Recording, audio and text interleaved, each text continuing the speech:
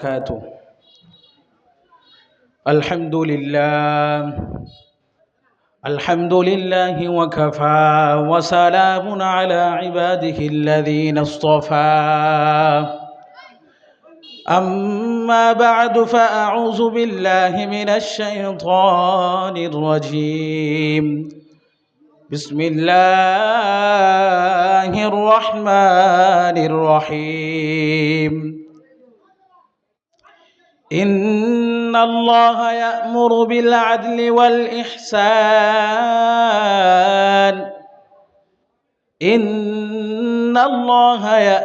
بالعدل والإحسان وإيتاء ذي القربى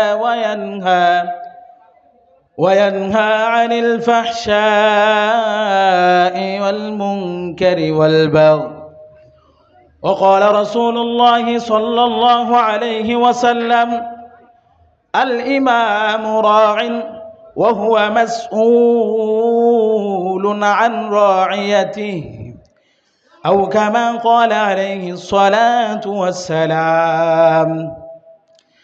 بلغ العلا بكماله، كشف الدجى بجماله، حسنت جميع خصاله.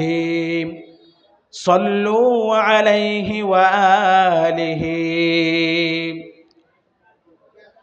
الحمد لمن قدر خيرا وقبلا، والشكر لمن سور حسنا وجمالا. فرد صمد عن صفة الخلق بريء، ربنا زليء خلق الخلق كمالا. আলহামদুলিল্লাহ, আল্লাহ পাকের দরবারে লাখো কোটি শুকর ও সুজুদ।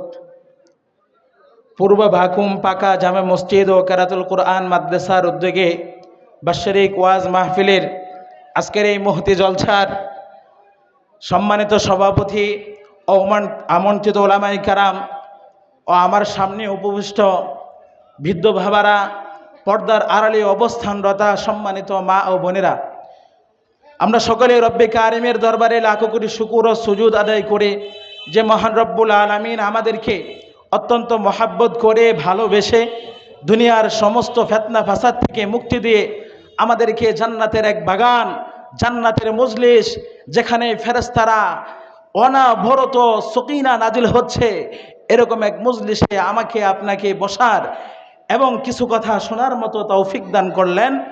এই জন্য সকলে অন্তরের অন্তরস্থল থেকে শুকরিয়া আদায় করি আলহামদুলিল্লাহ। আলহামদুলিল্লাহ, আমি আজকে আপনাদের সাথে এমন এক বিষয় নিয়ে আলোচনা করতে যাচ্ছি যে বিষয়টি আমাদের জান্নাত জাহান্নাম নিয়ে, যার সাথে আমার জান্নাত জাহান্নাম মিশিত আছে, যার কারণে বহু নামাজি, বহু ইমানদার লোক কাল কিয়ামতের ময়দানে জাহান্নামে যাবে। সেই বিষয়গুলো কি? বিষয়গুলো হলো আল্লাহ তাআলার হক কি এবং মানুষের হক কি, আল্লাহ তাআলার হক কি এবং বান্দার হক কি। এই দুইটা বিষয় নিয়ে আমি কিঞ্চিত পরিমাণ সংক্ষিপ্ত আলোচনা করব ইনশাআল্লাহ। প্রথমে হচ্ছে যে আল্লাহ সুবহানাহু তাআলার হক কি। আল্লাহ সুবহানাহু তাআলা যে আমাদেরকে দুনিয়াতে পাঠাইছেন, তার তো একটা হক আছে, তাই না? তো আল্লাহ তাআলার হকগুলো কি?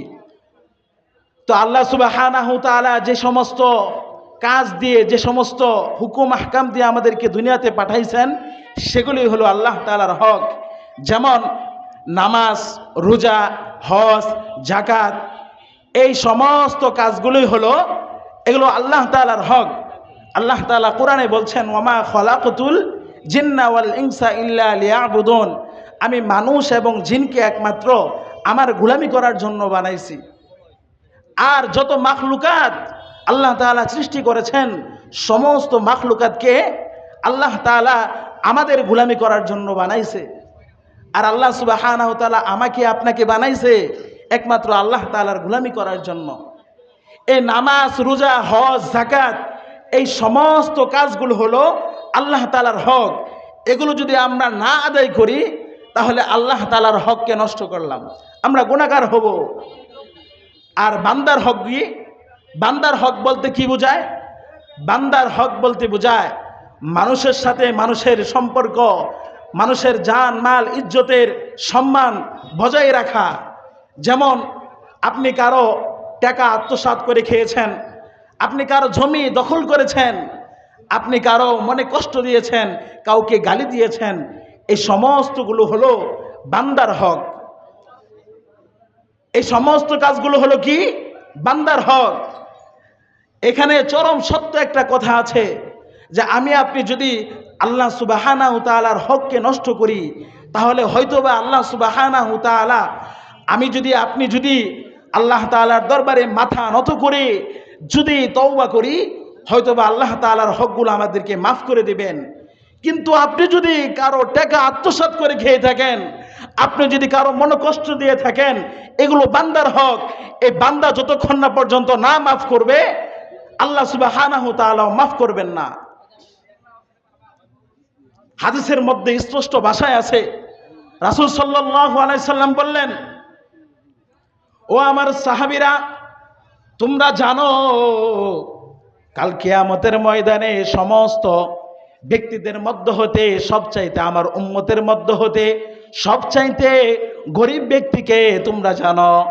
সাহাবীরা বললেন, ইয়া রাসূলুল্লাহ, দুনিয়াতে যারা আপনার উম্মতের মধ্যে যাদের টাকা নাই, পয়সা নাই, গাড়ি নাই, জমি নাই, এরাই হলো সবচাইতে গরিব।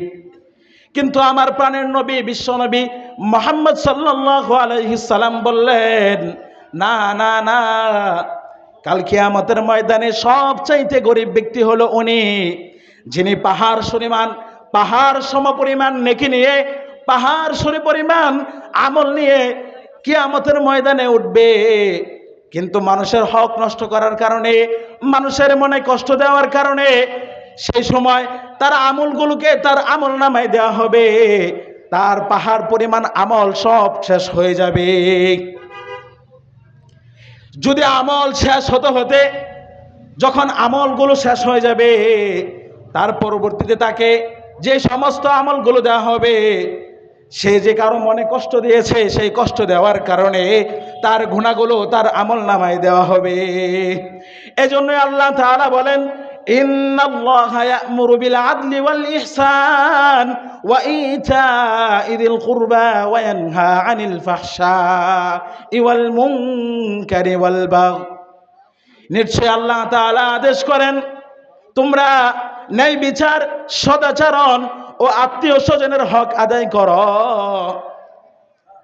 ওয়ায়ানহা আনিল ফাহশা'i ওয়াল মুনকার, এবং তোমরা খারাপ কাজ থেকে নিষেধ থাকো।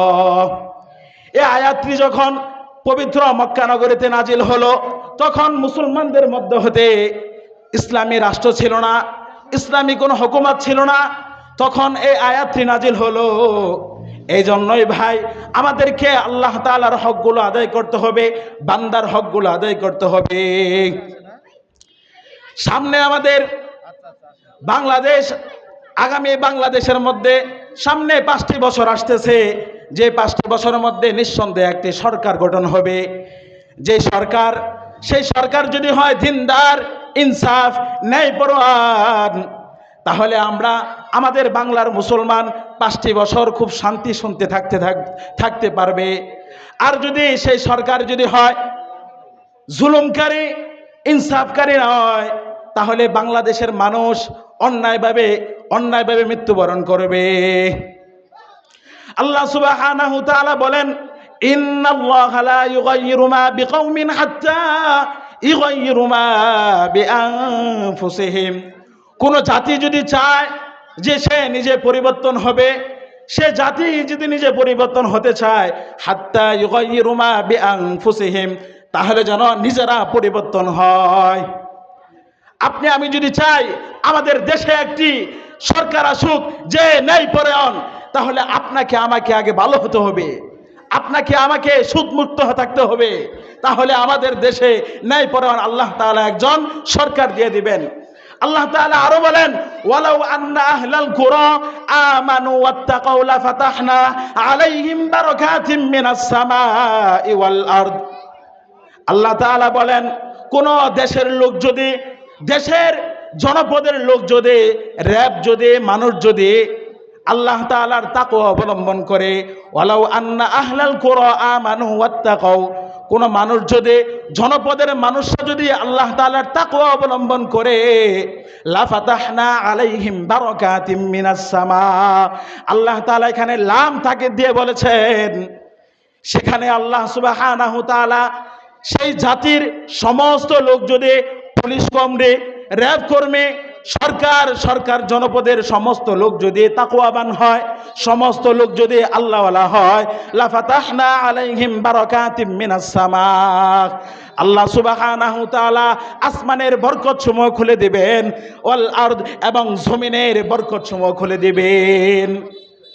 কোন শাসক, কোন দেশের কোন শাসক যদি ন্যায়পরায়ণ হয়, তাহলে আল্লাহ সুবহানাহু তাআলা জমিনের বরকত খুলে দিবেন, আসমানের বরকত খুলে দিবেন।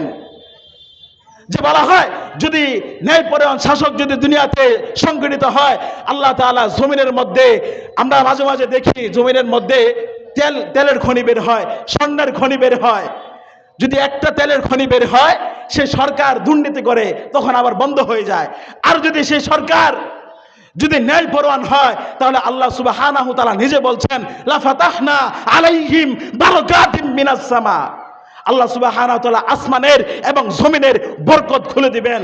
তোমরা দেখবে একটা নয়, দুইটা নয়, হাজার হাজার বরকত আল্লাহ তাআলা খুলে দিয়েছেন।